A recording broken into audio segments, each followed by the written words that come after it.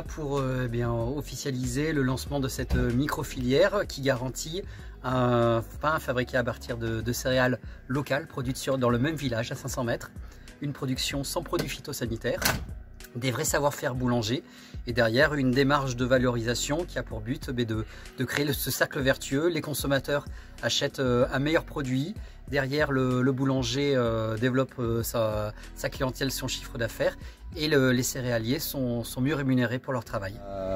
Ça a été une démarche qui a été entamée déjà il y a 5 ans. On était déjà en B 100% ariégeois mais pas intérieur parc. Là, le but du jeu était de profiter de la valeur parc, d'avoir une certaine reconnaissance. Ça a mis son temps, mais c'est bon, ça y est, on y est. B 100% ariégeois, sans traitement phytosanitaire, avec une meilleure qualité, des vieilles variétés de blé.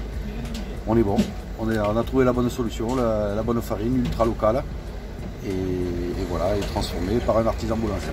C'est reproductible parfaitement à partir du moment où on a des agriculteurs qui veulent jouer le jeu et jouer la qualité et jouer sans produit, sans être bio, mais tout en s'en approchant. Et il faut qu'aussi le boulanger veuille faire l'effort de s'adapter, puisqu'on a des farines vivantes du coup et qui ne sont pas standardisées. On ne peut pas dire je prends une recette, je suis la recette à la lettre, non, ça ne marche pas comme ça. Il faut s'adapter à la farine. Mais c'est refaisable. Depuis qu'on a été identifié Valeur Parc, on a apparu sur les réseaux internet et je suis le premier boulanger à rentrer là-dedans. Et donc, comme eux, Florence et Alain cherchaient un boulanger pour les fournir en pain burger pour le Macarac, et après on a fait le Black Macarac, on s'est rencontrés, on a fait des dizaines d'essais et on a réussi à tomber une recette très bien à base de farine ariégeoise. Et donc ça leur permet de faire un burger 100% ariégeois. Et moi, ça me permet de me faire un peu de publicité. Là, effectivement, on crée une micro-démarche.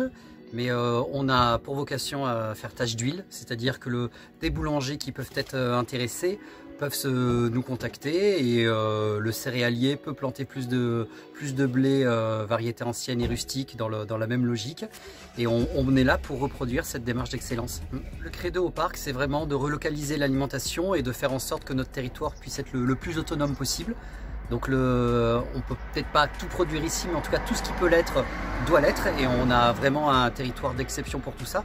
Donc là on est sur une démarche pain, mais ce travail-là on essaie de le mener dans toutes les filières avec d'autres partenaires que sont les chambres consulaires, des associations de producteurs et de professionnels. Et tout ça pour dire que sur l'alimentation, on n'hésite pas.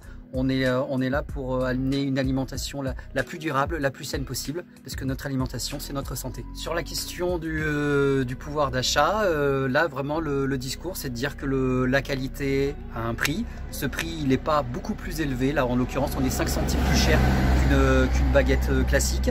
Mais ce prix, c'est ce qui permet à la fin de rémunérer justement les acteurs économiques du territoire.